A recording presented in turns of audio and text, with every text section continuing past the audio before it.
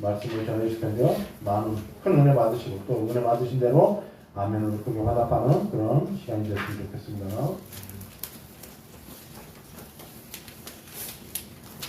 여러분 벌써 2024년 한 해를 마무리하며 우리가 송년 주일로 예배를 드립니다. 생각해보면 참 새롭게 다짐하고 올해 내가 잘 살아보리라 소망하며 한 해를 시작한 게 엊그제 같은데 벌써 1년을 마감하는 마지막 주일을 맞이하게 됩니다. 다들 공감하시겠지만 세월이 시간이 너무나 빠른 것 같습니다. 마치 시편 90편의 모세가 고백한 것처럼 우리의 연수의 자랑은 수고와 슬픔뿐이요 신속하니 우리가 날아가나이다.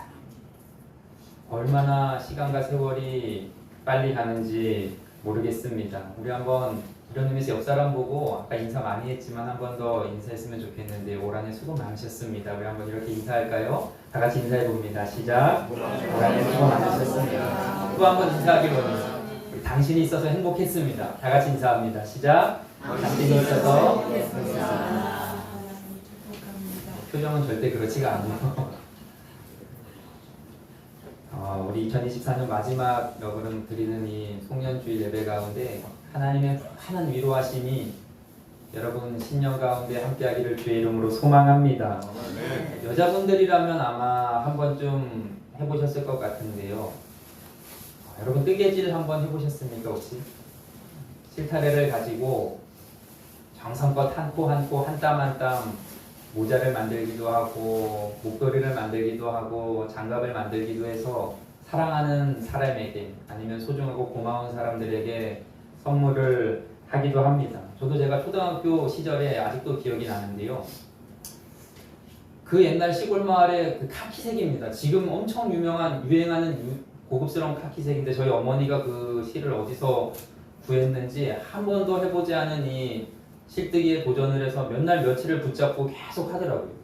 그래서 이제 계속 낑낑대면서 시행착오도 하고 몇 번을 이렇게 하다가 완성이 돼서 저에게 선물을 줬습니다. 그게 뭐였냐면 이제 그 당시에 지금은 안 그렇지만 교회 갈 때 늘 하나님 앞에 최고로 깨끗한 옷 아니면 최고로 좋은 옷. 그래서 여러분 사실 지금 막 슬리퍼 그냥 질질 끌고 오고 아무렇게나 막 입고 오지만 그 당시에는 막 토요일날 되면 세탁을 다 해놓고 미리 그 옷을 다 준비해놓고 깨끗하게 하나님 앞에 나아가서 예배를 드리는 것이 이제 교육이었으니까 이제 보통 와이셔츠나 목폴라를 입고 가는데 겨울에 저희 어머니가 그 위에 따뜻하게 입고 가라고 카키색으로 된 스웨터, 조끼를 짜준 겁니다. 근데 얼마나 제가 그게 마음에 들었는지 아주 마르고 닳도록 단벌 신사라 그러잖아요. 그것만 입고 다니고 몸이 커져서 옷이 사이즈가 안 맞아서 작아질 때까지 여러분 입고 다녔는데 제가 나중에 봤더니 주일날 교회에서 찍은 사진 그때는 필름으로 인화를 했잖아요. 그 조끼만 다 입고 있는 거예요. 옷이 하나밖에 없는 것처럼 얼마나 귀하게 입고 다녔는지 저희 어머니가 저에게 줬던 그런 생각이 납니다. 여러분 제가 이런 이야기를 왜 드리냐면 뜨개질에서 여러분 해보신 분 아시겠지만 제일 중요한 게 뭔지 아십니까? 아무리 정교하게 짜고 아무리 빠르게 하더라도 매듭을 잘 짓지 못하면 아무 소용없어요. 매듭 짓지 않으면 다 떨어져 나갑니다. 저는 우리 인생도 마찬가지라고 생각합니다. 우리 삶에 무엇이든지 여러분 매듭을 짓는 게 정말 중요해요. 직장이든 교회든 사람들과의 모든 관계도 그렇습니다. 목회자도요. 사역지로 옮길 수 있잖아요. 사역지로 옮길 때 이 사역하던 교회에 매듭을 잘 지우고 가요. 직장도 여러분 다른 직장으로 이직할 때 매듭을 잘 지어야 되죠. 성도님들도 가끔 한평생 한 교회만 섬기면 좋겠지만 떠나갈 때가 있단 말이에요. 그럴 때 여러분 매듭을 잘 지고 떠나야 돼요. 오늘 우리 오미연 집사님이 요즘에 교회 못 나오잖아요. 사실 말씀드릴 게 있는데 거리가 너무나 멀어서 나오는 것이 힘들어서 집 앞에 있는 교회에 이제 등록을 하려고 합니다. 저희가 이제 떠나보내 드려야 될 때가 된 것 같아서 광고를 드리는 건데 원래는 지난주에 나오셔가지고 저희 교회 이제 축복을 하고 잘 마무리를 짓고 저희가 보내드리려고 했는데 아이가 아픈 바람에 교회 오지 못해서 계속 그 교회 이제 등록을 하고 나가거든요. 또 어제는 제가 말씀을 준비하는데 이인순 집사님한테 전화가 와요. 이강복 집사님한테 전화가 와요. 박주홍 집사님에게 전화가 와요. 저희 교회 떠나간 성도님들에게 전화가 계속 오는 거예요. 한 해 이제 마무리 인사하면서 건강은 어떤지 물어보고 한 해 매듭을 잘 짓는 거예요. 여러분 사람들과의 관계에서도 매듭을 잘 지어야 되고요. 여러분 일하는 직장이나 아니면 일하는 모든 과정도 그렇고 처리하는 과정도 그렇고 여러분 연애도 매듭 잘 지어야 되잖아요. 뭐 사실 그게 쉽지 않지만 우리 학생들 공부할 때도 여러분 매듭 잘 지어야 됩니다. 제가 우리 소유 요즘에 나눗셈을 배우는데 나눗셈 하는 거 보니까요. 그냥 나누기만 잘하면 되지 않아요. 더하기도 할 줄 알아야 되고 빼기도 할 줄 알아야 되고 곱셈도 해야지 나눗셈을 하더라고요. 이걸 매듭 짓지 못하고 나누기를 하려면 절대 안 돼요. 그러니까 공부도 여러분 매듭을 잘 짓고 다음 단계로 넘어가야 되고 뭐든지 매듭을 잘 짓고 맺고 끊는 것이 정말로 중요하다는 거죠. 이처럼 우리 인생에 매듭을 짓는 것이 중요하다면 오늘 24년 한 해를 마감하며 우리 다시 한번 시간의 매듭을 지어야 됩니다. 여러분 어떻게 매듭 짓고 싶습니까? 어떤 사람들은 후회와 원망으로 매듭을 짓는 사람이 있는 반면 또 어떤 사람은 불만과 불평으로 한 해의 매듭을 짓는 사람들이 있는 반면 또 어떤 사람은 우울과 무력감, 허무함과 무상으로 매듭을 짓는 사람들이 있을 겁니다. 반대로 흔하진 않지만 기쁨과 즐거움과 내일에 대한 소망으로 매듭을 짓는 사람도 아마 있을 거예요. 이처럼 매듭을 짓는 모습이 가지각색 다양하겠지만 오늘 본문을 보니까 우리가 매듭을 짓는 올 한 해를 마무리하며 매듭 짓는 가장 좋은 방법이 무엇이냐? 바로 감사로 매듭을 짓는 것이라고 오늘 성경은 소개를 합니다. 오늘 15절 읽어보니까 바울이 이렇게 권면합니다. 우리 다 같이 화면 보고 15절 말씀 읽어보겠습니다. 시작. 이는 모든 것이 너희를 위함이니 많은 사람의 감사로 말미암아 은혜가 너희에 넘쳐서 하나님께 영광을 돌리게 하려 합니다. 지금 사도 바울은 많은 사람이 감사로 하나님께 영광을 올려드리라고 이야기하고 있어요. 저는 여기에서 올 한해 우리가 매듭을 어떻게 지을 건가에 대한 포인트를 발견하게 됩니다. 여러분 올 한해 돌아보십시오. 한 해 동안 좋은 일도 있었습니다. 여러분 뭐 좋은 일만 있습니까? 안 좋은 일도 있잖아요. 기쁜 일도 있습니다. 인생사 세옹지마라고 또한 슬픈 일도 있습니다. 그런데 문제는 뭐예요? 오늘 우리 현실을 보면 기쁘고 좋은 일보다 안 좋고 슬프고 아프고 속상한 일이 훨씬 많다는 거예요. 지금 이 순간에도 아마 생각만 하면 너무나 답답하고 마음 아픈 일들 가지고 있는 분들이 있으리라 생각합니다. 그래서 사람들은 그 해에 온갖 괴로움을 잊고자 뭐해요? 부어라 마셔라 술로 막년회를 보내기도 하고 아니면 좀 건강하게 내년에 다시 한번 새해 다짐하며 해를 보러 가기도 하고 산에 오르기도 하고 그렇게 연말이 되면 여러분 비나이다 점집이 그렇게 유행이 돼요. 토정비결 본다고 합니다. 그렇지만 다들 해보셔서 아시겠지만 이런 수단과 방법을 아무리 써봐도 여러분 순간이에요. 그때뿐이지 근본적으로 우리의 아픔과 우리의 슬픈 일들을 치유해주지 못합니다. 그럼 우리는 한 해를 정리하면서 어떻게 해야 될까요? 우리 다사랑교회 성도님들 올 한해 마무리하고 정리하면서 우리 모든 순간순간들 뭐 억지로 잊거나 지우려고 애쓰는 것이 아니라 오늘 사도 바울의 강력한 권면처럼 올 한해 하나님께서 우리에게 주신 허락하신 기쁘고 감사한 일들을 찾아서 기억하는 하나님 앞에 믿음으로 선포하는 우리 성도님들 되시기를 주의 이름으로 축복합니다. 오늘 예배가 우리 모두가 이 감사의 마음으로 한 해를 잘 마무리하고 매듭 짓고 감사와 기대하는 마음으로 새해를 시작하는 은혜가 있기를 원해요. 자, 그러면 우리는 어떻게 해야 올 한해 감사로 매듭 짓는 신앙을 가질 수 있을까요? 그걸 좀 오늘 알아보기를 원합니다. 첫 번째로 먼저 범사에 하나님의 섭리가 있음을 믿을 때 우리가 감사로 매듭을 질 수 있다는 거예요. 첫 번째 감사로 매듭 질 수 있는 키워드 하나님의 섭리입니다. 하나님의 섭리. 보통 하나님을 모르는 사람들은요, 자신이 노력하고 어떤 투자한 이상의 결과를 얻게 될 때 뭐라고 이야기해요? 이거 운이 좋았다. 이거 재수가 좋았다. 반대로 일이 생각보다 풀리지 않고 계획대로 되지 않으면 운이 나빴다고 이야기합니다. 또 내가 어떤 해석할 수 없는 도무지 이건 내가 받아들일 수 없는 어떤 일들에 대해서는 단순히 우연이라고 치부합니다. 또 사람들 단순한 게 뭐예요?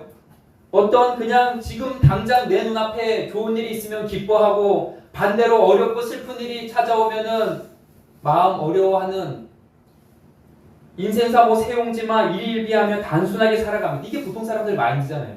근데 여러분 오늘 하나님의 사람 바울은 오늘 내가 걸어가고 2024년 내가 살아가는 이 모든 순간과 환경 가운데 하나님의 뜻과 섭리가 있음을 믿었습니다. 우리가 잘 아는 말씀 로마서 8장 28절이요. 그게 바로 그 말씀인데요. 우리 한번 화면 보고 읽어볼까요? 잘 아시잖아요.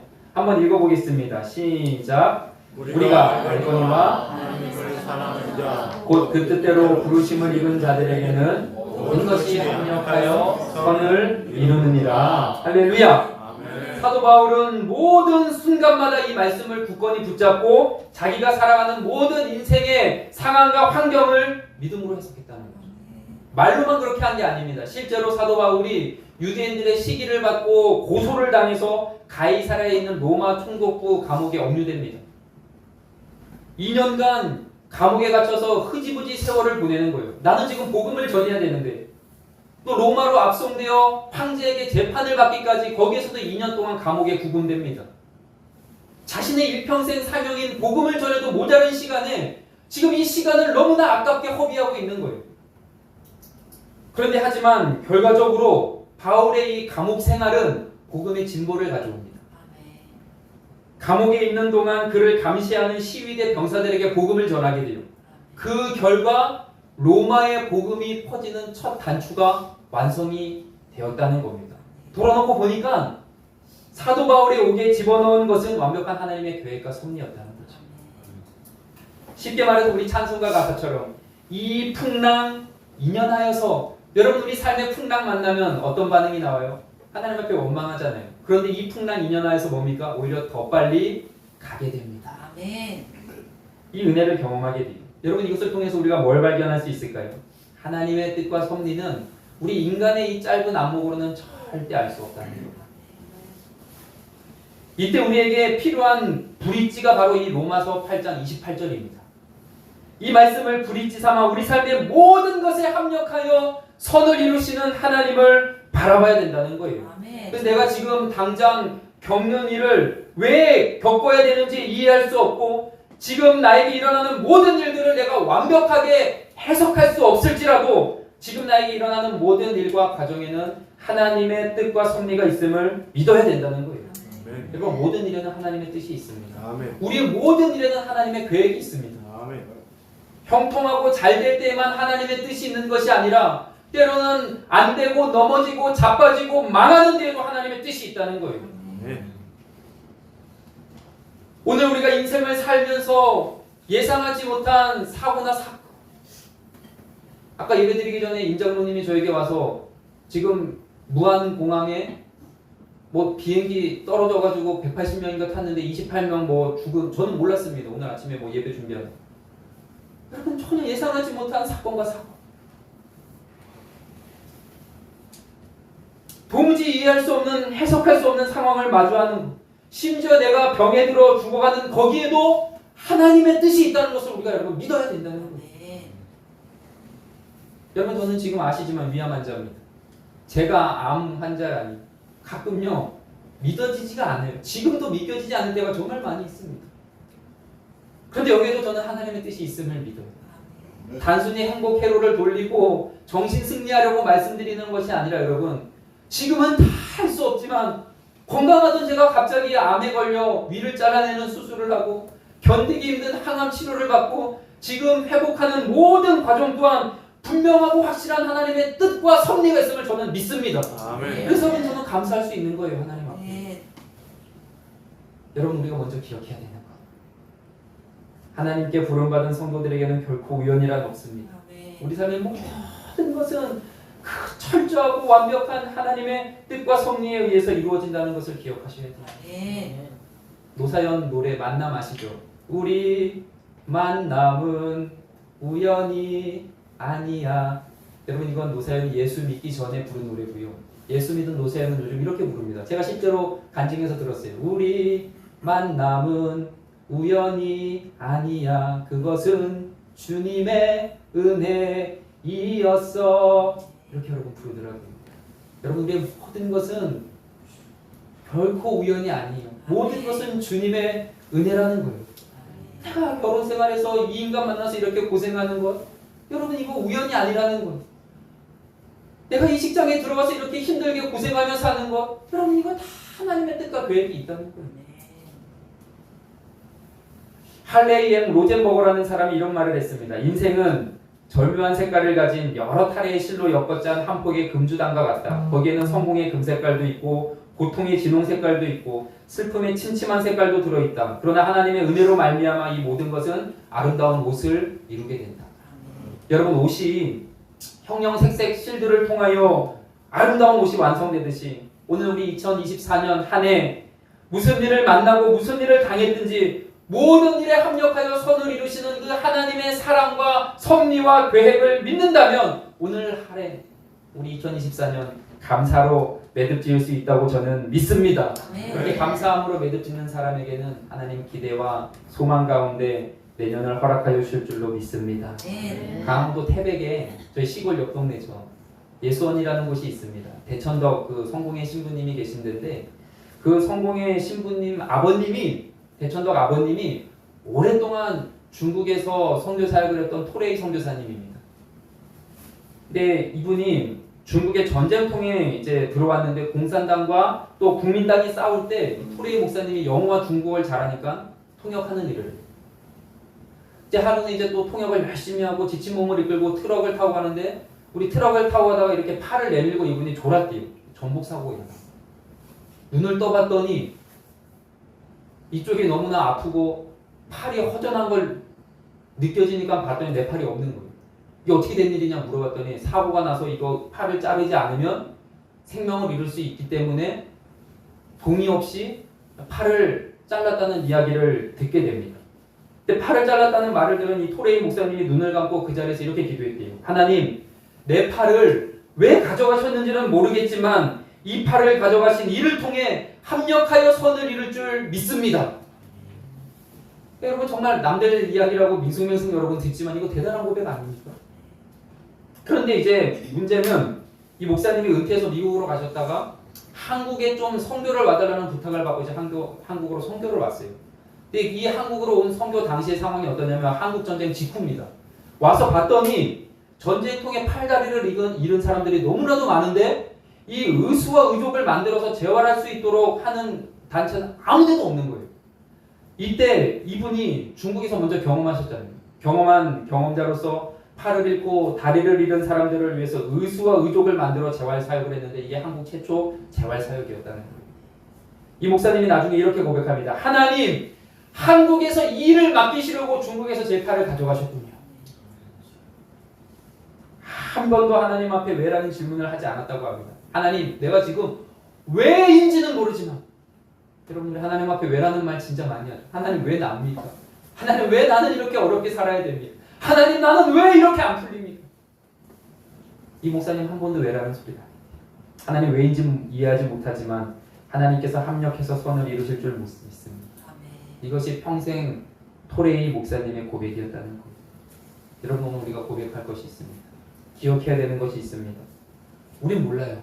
오직 하나님만이 우리에게 무엇이 좋은지 나쁜지, 무엇이 유익한지 아닌지를 알고 계십니다. 그렇기 때문에 하나님께서 모든 일을 합력하여 선을 이루어주시는 분이심을 믿는다면 지금 이 시간에도 내가 처한 어떤 환경, 내가 살아가는 내 삶의 모든 일들 가운데 합력하여 하나님의 뜻이 이루어짐이 있음을 믿고 오늘 이 시간에도 감사를 고백하는 저와 여러분 되시기를 주의 이름으로 축원합니다. 그러면 두 번째로 나에게 주어진 은혜를 족하게 여길 때 올 한 해 감사로 매듭지을 수 있다는 거예요. 감사로 매듭지을 수 있는 두 번째 키워드, 자족입니다. 자족. 여러분, 감사의 사람 바울은 모든 일에 배부르며 풍부할 때 교만하지 않습니다. 여러분, 이게 진짜 힘듭니다. 내 인생 잘 나갈 때 여러분 교만이 얼마나 잘 찾아옵니까? 근데 교만하지 않아요. 반대로 비천에 처하고 배고플 때도 비굴하지 않습니다. 한마디로 바울은 자족할 줄 아는 사람이었어요. 오늘 우리에게도 이 은혜를 족하게 여기는 자족의 은혜가 필요합니다. 이 자족하는 은혜가 내 안에 있을 때 하나님 앞에 감사가 나오는 거예요. 그런데 중요한 것, 여러분, 말이 쉽지 자족하는 거 얼마나 어렵습니까? 우리는 자족과 만족보다 원망과 불평과 불만이 더 익숙하고 쉬운 사람들입니다. 그렇기 때문에 우리가 자족의 단계, 올 한 해 감사로 매듭짓기 위해 자족해야 되는데 자족의 단계에 이르기 위해서 우리가 거쳐야 되는 한 단계. 다른 사람을 바라보며 비교하는 일을 여러분 우리 극복해야 돼요. 옛 속담에 남의 떡이 뭐 보입니까? 더 커 보입니다. 죄성을 가진 인간은 자꾸만 본능적으로 내 것과 남의 것을 여러분 비교해요. 물론 비교할 수밖에 없죠. 눈에 보이는데, 우리 생각이 있는데 왜 비교 안 하겠습니까? 근데 문제는 뭐냐? 비교를 하면 비교의 끝이 절대 건강하지 않다는 거예요. 보통 여러분 비교의 결과가 어떻든가요? 내가 막 무언가와 비교하고 또 누군가와 비교 후에 내가 성숙해 있고 내가 발전해 있던가요? 이런 경우 정말 드뭅니다. 비교를 하다 보면 똑같은 것을 가지고 있어도 내게 있는 것은 작게 보이고 남의 것은 크게 보여요. 그래서 남의 떡이 커 보인다는 속담이 있는 겁니다. 거기에서부터 결국 시기와 질투와 열등감이 생기고 비교의 끝은 결국 파국이에요.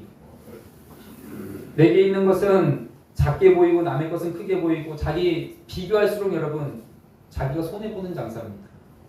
또 한 가지 왜 비교가 무익하느냐? 중요한 것. 하나님께서 각 사람에게 믿음의 분량대로 족한 은혜를 주셨다는 거예요. 아멘. 오늘 여러분 우리는 내게 주어진 하나님의 은혜가 족한 줄 알아야 돼요. 아멘. 이게 여러분 바로 자족입니다. 아멘. 아멘. 제가 여러분 제 믿음의 분량을 아는데 하나님 저보고 맨날 저한테 왜 대형 교회 저에게 안 주십니까? 왜 수천 명의 성도들을 저에게 안 주십니까? 제 동기들은 저렇게 크게 목회하는데 이거 자족할 줄 모르는 거거든요.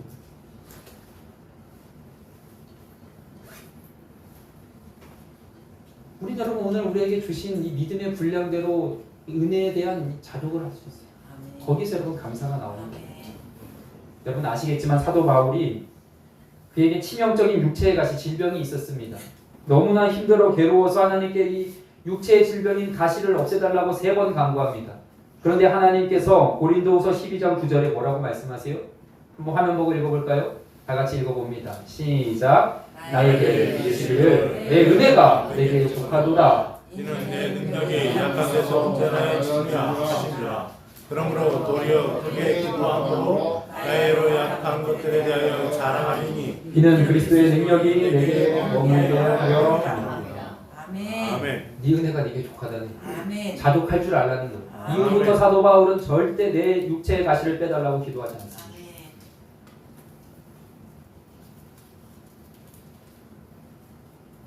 여러분 우리가 오늘 감사할 수 있는 포인트가 무엇입니까?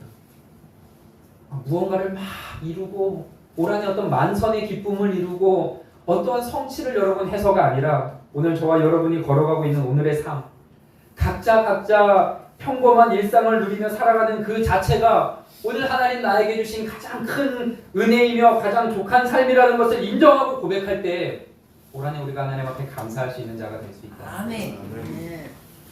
올 한해 돌아보며 나는 맨날 이렇게 일도 안 되고 일도 맨날 안 풀리고 어렵고 힘든데 다른 사람 보면 일도 잘 풀리고 쉽게 가는 것 같다고 여러분 너무 비교하지 마십시오.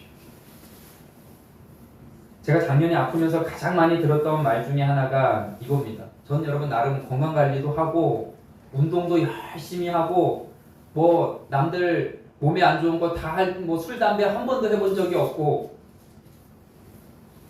몸에 해로운 것 안 하는데 오히려 담배 피고 술 먹고 몸 관리 안 하는 사람들은 더 멀쩡한 거 보면 그들과 비교할 때 저보고 억울하지 않냐는 이야기를 정말 많이 들었습니다. 여러분 저도 뭐 남들과 비교하면 억울할 수 있죠. 원망할 수 있죠. 하나님 죄 짓고 나쁜 짓 하는 저런 놈들은 아무 안 걸리고 왜 저 같은 사람은 안 걸립니까? 그러나 여러분 저는 거기에 포커스를 두지 않습니다. 어차피 그 놈이 그 놈이고 그 사람도 나쁜 놈이고 저도 하나님 앞에 나쁜 놈이. 대신 그저 저는 지금 이렇게 일상을 누리며 특별히 2024년 송년주일에 이렇게 함께 우리 성도님들과 예배드리고 다시 목회 시작할 수 있는 이것에 너무나 자족하고 하나님 앞에 감사할 뿐이에요. 아멘. 비교한다고 제 암이 조금도 줄어들지 않더라고요. 아멘. 여러분 남과 비교하면요 평생 자신 잃어버리는 삶을 삽니다. 현재 삶에 만족하지 못하면 평생 쫓기는 인생 사는 거예요. 여러분 나는 나지 비교한다고 절대 남이 될 수 없습니다. 하나님 앞에 중요한 건 나의 삶을 살아야 됩니다. 아멘. 분명 나에게 주어진 은혜가 있고 또 남들에게 주어진 은혜가 있습니다. 오늘 그러므로 각자 오늘 자기에게 하나님 나에게 주신 은혜를 족한 줄로 알고 살아야 되는 거예요.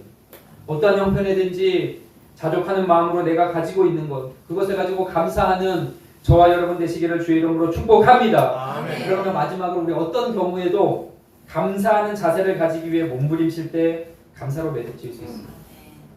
한 해를 매듭짓는 세 번째 키워드 몸부림치기입니다.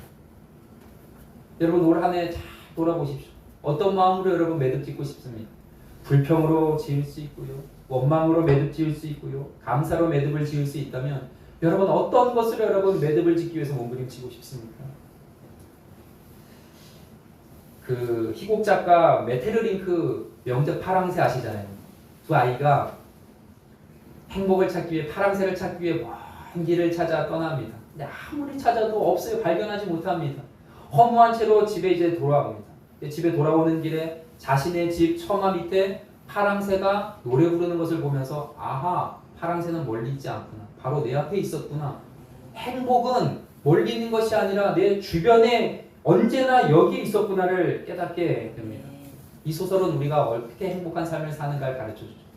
여러분 행복 멀지 않아요. 그런데 우리는 가까이 있는 소중한 것을 깨닫지 못하고 멀리 볼 때가 얼마나 많습니까? 여러분 저는 감사도 마찬가지라고 생각해요. 감사가 멀리 있는 것이 아니에요.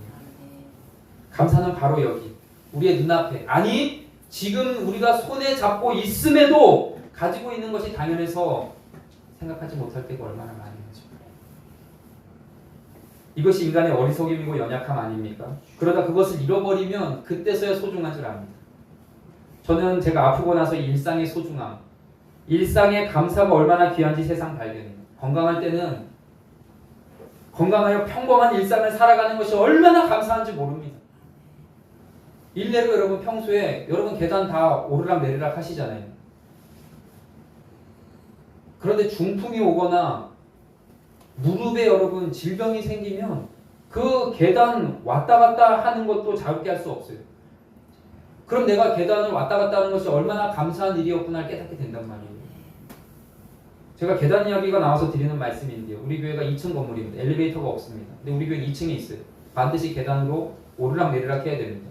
근데 제가 목회하면서 우리 교회 올라오면서 계단이 있어서 반응하는 사람들 두 유형을 제가 봤습니다. 첫 번째는 뭐냐면, 우리 교회가 여러분 특징이 뭐냐면 아시지만 계단이 다른 데보다 낮고 얕아요. 너무 좋습니다. 그럼에도 불구하고 올라오면서 계단이 있는 교회에 누가 올라오냐고 원망하는 사람이 있어요. 또 한 부류, 야 여기는 계단이 얕고 낮아서 올라오기 너무나 좋구나 감사하는 사람들이 있더라고요. 여러분 어떤 부류입니까? 이런 예를 들자면 여러분 끝이 없습니다. 오늘 내가 가지고 있고 오늘 누리고 있는 것을 당연하게 생각하면 안 돼요. 모든 것이 하나님 주신 것이고 하나님 허락하신 은혜라는 거죠. 제가 지난 이러한 마음으로 금요일날 기도에 마치고요. 예배와 말씀 준비하면서 저 뒤에서 그냥 문득 이렇게 교회를 바라보는데 교회가 너무 작잖아요. 사실 한눈에 다 들어옵니다. 이 작은 교회를 보면서 너무나 이 작은 교회지만 우리 성도님들과 함께 모여서 이렇게 예배할 수 있는 공간이 있고 이렇게 함께 모여서 뜨겁게 기도할 수 있는 성전이 있다는 것이 너무나 하나님 앞에 감사로 다가오는 거예요. 여러분 이 성전 어떻게 바라보고 계십니까?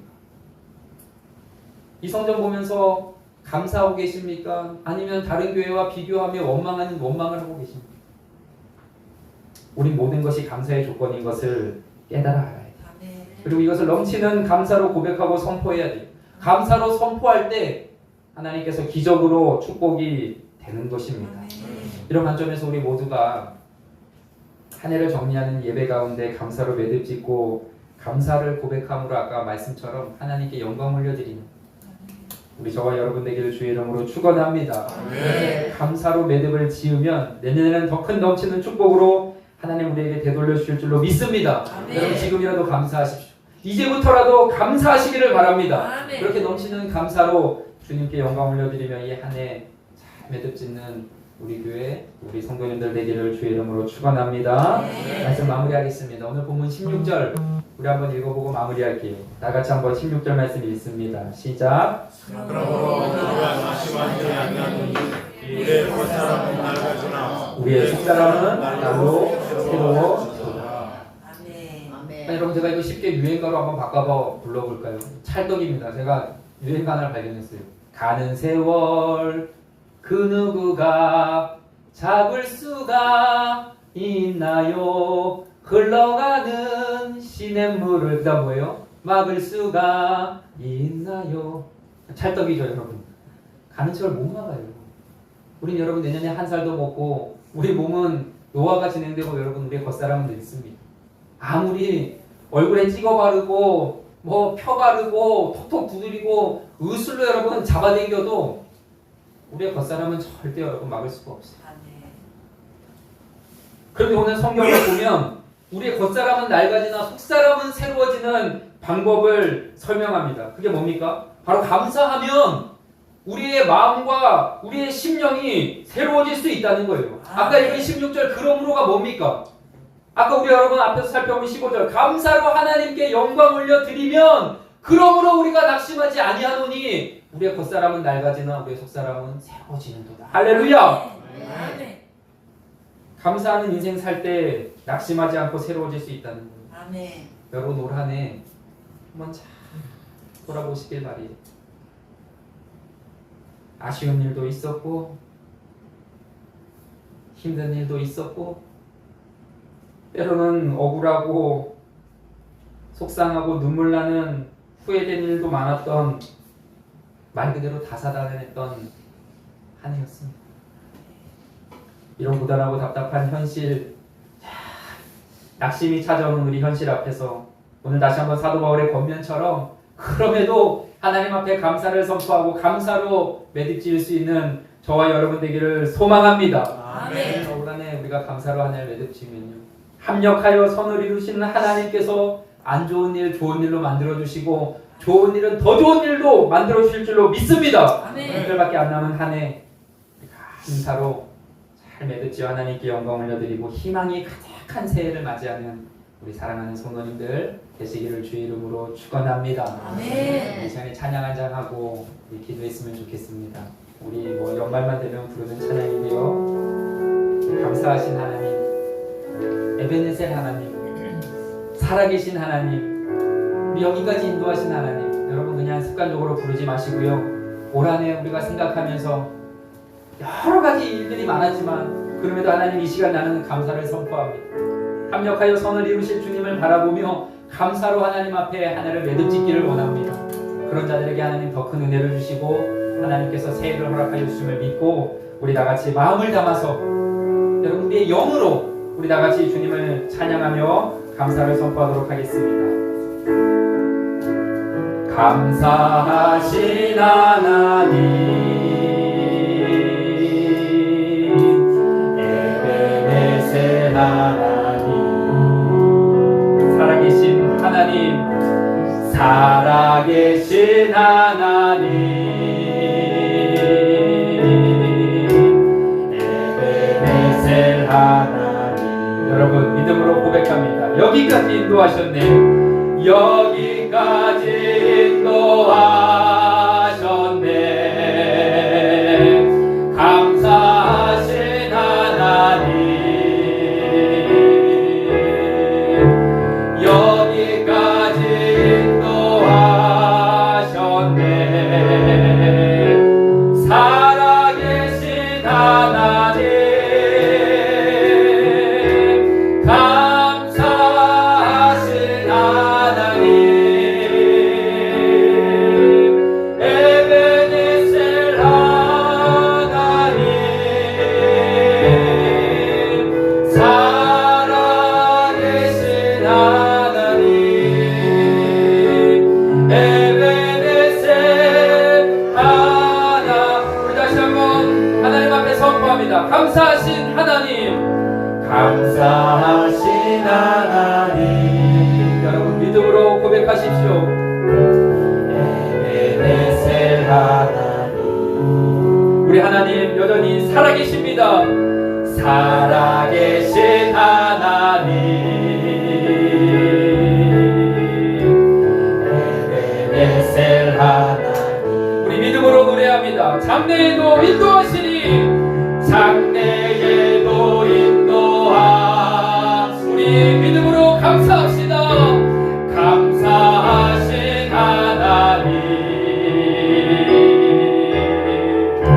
장래에도 인도하시니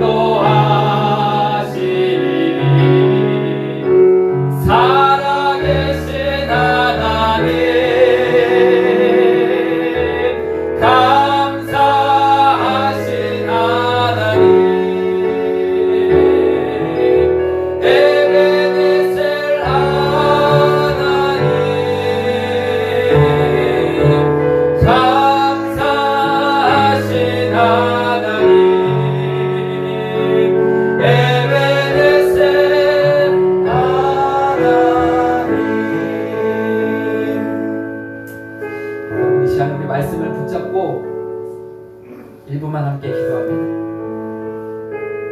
여러분 잠시 눈을 감고 올 한해 여러분의 살아온 걸음걸음을 한번 묵상해 보십시오.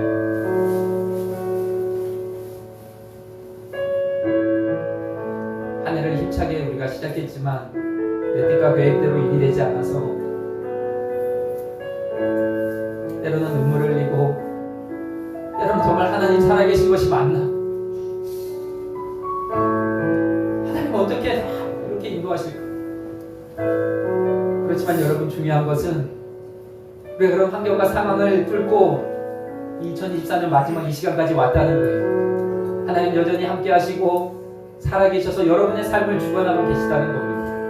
우리 시간에 한번 기도할 것은 2024년 마지막 주일에 서 있는 이 시점에 하나님 앞에 한번 감사를 올려드렸으면 좋겠습니다. 하나님 감사합니다. 아멘. 어려운 일고 안 되는 일도 합력하여 선을 이루실 줄 믿고 내가 감사합니다. 하나님의 섭리가 있음을 내가 믿습니다. 아멘. 하나님 나에게 주신 은혜 내가 감사하며 자족하겠습니다. 하나님 감사로 한 해를 마무리하길 원합니다. 나에게 믿음 주십시오. 우리 오늘 주신 말씀 붙잡고 주여 한번 부르짖고 1분 동안 하나님 앞에 감사를 선포하며 살아계신 하나님을 선포하며 감사로 믿음을 지으며 나가도록 하겠습니다. 다 같이 주여 한번 부르짖고 하나님 앞에 동성으로 기도하며 나가도록 하겠습니다.